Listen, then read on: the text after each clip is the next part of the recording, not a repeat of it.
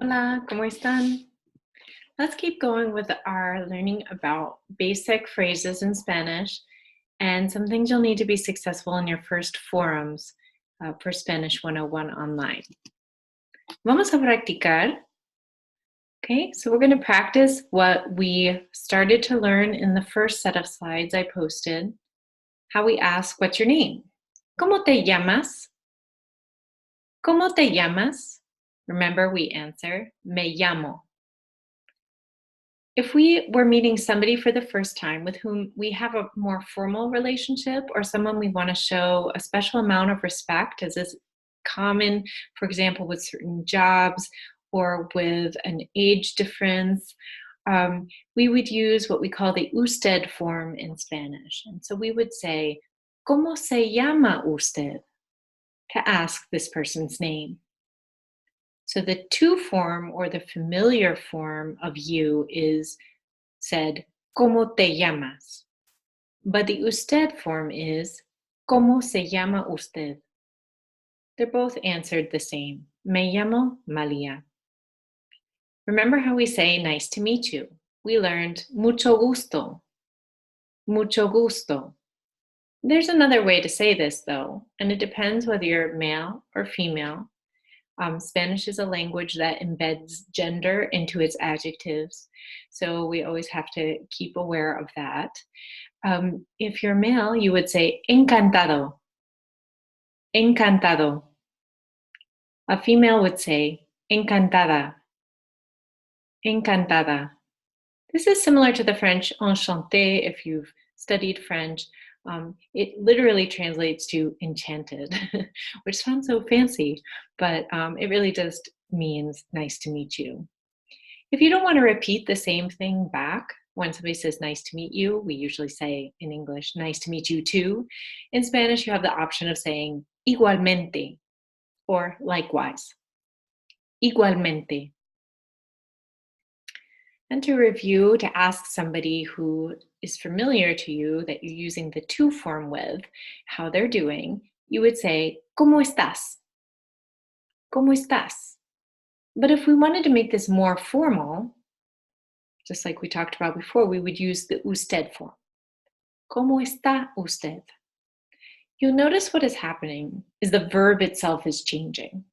This is something we call conjugation of verbs, where the verb and the subject have to match. That sounds like a lot of grammar to you. Don't worry, we'll ease into it. But basically, usted is treated as a different subject than to, and the verbs reflect that. So the endings of the verbs will be different. ¿Cómo estás? With friends, with families, with children. ¿Cómo está usted? With someone you have a more formal relationship with, maybe your boss at work, depending on your relationship with them, or maybe a grandparent or an elder member of the community. What's up? When we're in more informal situations, we could say things like, ¿Qué tal? Or ¿Qué pasa? The way to answer these is still bien, gracias. Well, that's one way. A lot of times my students aren't feeling so good in the morning, so they want to say, so-so. That's how we say más o menos, or regular. The other way to say it, you could say, for example, I'm doing bad. That would be mal, estoy mal. But we hope that we're not feeling too bad during our online course, at least. If you want to ask the person back, and how are you doing? You could say, ¿Y tú? If you have that familiar relationship or informal. And if it's more formal, ¿Y usted? ¿Y usted?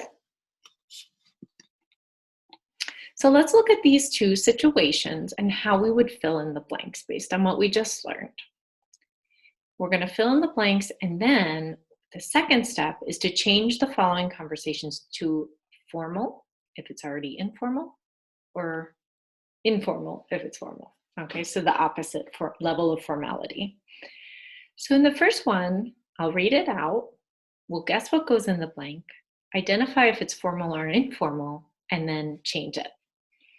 So number one says, ¿Cómo estás? Bastante blank. ¿Y tú? So we want to say good or well. Do you remember how? That's right, bien. So bastante means fairly or rather. ¿Cómo estás? Bastante bien. ¿Y tú? How are you? Pretty good. And you? That's how we'd best translate it into English to sound natural.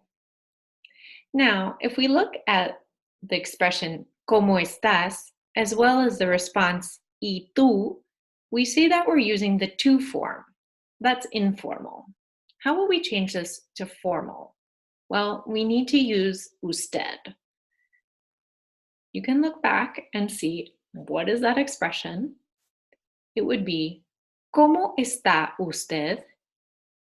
The person would still respond bastante bien, but then they would reply ¿Y usted? ¿Y usted? Okay, now let's look at situation 2. We'll read it out again, guess what goes in the blank, see if it's formal or informal, and then switch. ¿Cómo se llama usted? Blank. Rosario Vargas. ¿Y usted? Me llamo Manuel Ramos. Okay, so you probably guessed whether this is formal or informal, but let's not jump the gun. What goes in the blank? She's saying her name. That's right, me llamo. So let's read it all out again. ¿Cómo se llama usted? Me llamo Rosario Vargas. ¿Y usted? Me llamo Manuel Ramos. Okay, so we've seen usted a few times. That's our clue that this is a formal dialogue. These people have a more formal or distant relationship, and that's reflected in the choice of using usted instead of tú. But now let's switch it. Do you remember how to ask a friend their name? ¿Cómo te llamas? Good. ¿Cómo te llamas? Me llamo Rosario Vargas. ¿Y tú?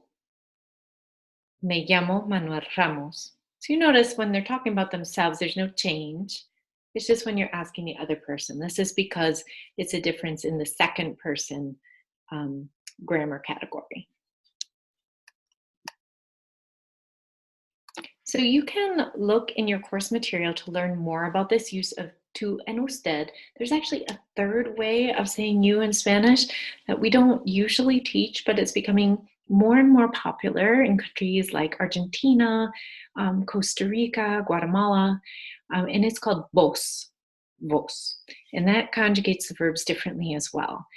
In this 101 course, we won't really look at that, but there is a link to a video that or a reading that you can learn more about those concepts. So in the first slides, we did learn how to ask somebody where they're from. ¿De dónde eres? Is the way we ask that when it's a familiar or informal situation. If we want to ask informally, it's ¿de dónde es usted? Again, you'll see the difference in the verb. ¿De dónde eres? ¿De dónde es usted? Either way, you'll answer soy de. Soy de, and then the place you're from. So if you're from New York, you would say soy de Nueva York. Soy de Nueva York. You could also just put in your town, your country, wherever you prefer to identify your origin with. This verb that we're using, de donde eres, es, and soy, are all part of the verb to be. Spanish has two verbs, to be, ser and estar, but we're just going to start with ser. And we'll look at that in detail in this chapter and the next chapter. Okay, so in this handout, we'll look at this together. Let me make it a little bit bigger so everyone can see well. You'll recognize some of these from your homework. But we want to think about each situation and what would be an appropriate expression So in the first one, it says, you're introduced to Senora Fuertes. Well, when we see that honorific is the term for senora, it kind of means Mrs., but it's often used for older people. And it's a sign of respect. So, especially if you're introduced for the first time, you'd want to say something rather formal rather than ¿qué tal? So, which thing on the list makes sense? Oh, you're introduced the first time you meet them, you say, nice to meet you. So, it would be mucho gusto, señora. How about you're asking a child where he or she is from? In the case of a child, you're always going to use the to form. You would, unless they're like a child king or something. I mean, it would be very rare to use the usted form with a child. So we just saw how to say, where are you from? Do you see it? Hola, ¿de dónde eres? ¿De dónde eres? In number 3, you're greeting a stranger on the way to class at 8 a.m. Well, it's the morning. You don't know them, so you'll probably be a little more formal. You're just being polite. How do you say good morning? Buenos días. Buenos días. In many places in the world, they'll shorten this. For any time of day, they'll just say buenas. Buenas. And that kind of takes care of any time of day. Okay, let's see. You're saying goodbye to a friend going on vacation. Well, we haven't talked a lot about goodbyes yet, but there are less formal and more formal ways to say goodbye. And sometimes has to do with the amount of time the person's going to be going away. So when a person is going away for a while, or you're not sure when you'll see them again, it's common to say adios. Adios. Not only, but it's more common. For shorter periods of time, you could say things like hasta luego, see you soon, or nos vemos, see ya. All right, so in 5, we're asking mother's friend how she's doing. Usually with your mother's friend, depending on your relationship, you'd be more polite. So we would use usted. We want to see how she's doing, so we're going to use a version of cómo está or cómo estás. And there you see the third option, ¿cómo está usted? For number 6, you're saying hello to a friend. You could just say hola, but you might say, what's up? How's it going? ¿Qué tal? ¿Qué pasa? For number 7, you're leaving a party at a friend's house at 2 a.m. Ay de mí. You could say good night.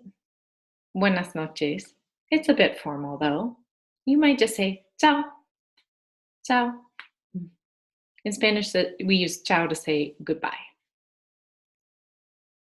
You're asking an elderly man, number 8, in the park what his name is. So an elderly man, typically, depending on if you're elderly also, it might be different. But for my students on campus, usually there's an age difference. So we would use usted. So we want to know what his name is. ¿Cómo se llama usted? You're walking to an afternoon class and you see your mentor, so somebody you might have a good relationship with, but still kind of a professional relationship. So you could say, buenas tardes. Buenas tardes. Now, every country has its variations on these different expressions of how they say hello and goodbye. A funny thing that I learned while I was in Nicaragua is when people say hello, they actually, like they're passing in the street, they'll say goodbye. They'll say adios. And that was something new for me. I hadn't seen that in other places. In Costa Rica, it's common that people will use the expression pura vida, which kind of translates to pure life or pure living, for everything. So hello, goodbye, nice to meet you, you're a nice person. So every country has its differences, which is really fun. It's one of the, I would say, joys of learning Spanish is just trying to adapt and appreciate all the differences across countries. Okay, if we scroll down, you see match the situations here. We have two scenarios, or actually three scenarios, sorry.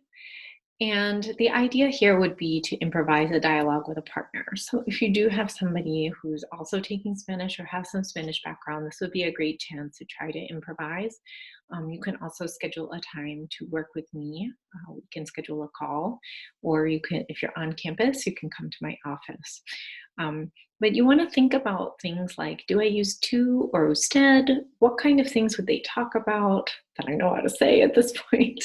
Like their names, where are they from, how are they, and so forth. And use your course material. It has a lot of information as well as the links in Moodle that can give you specific videos on how to say hello, how to present yourself or introduce yourself, how to say goodbye. Okay. Buena suerte. Good luck with your work. And be sure to be in touch with any questions. Okay. Hasta luego. If I can figure out how to turn this off. Hasta luego.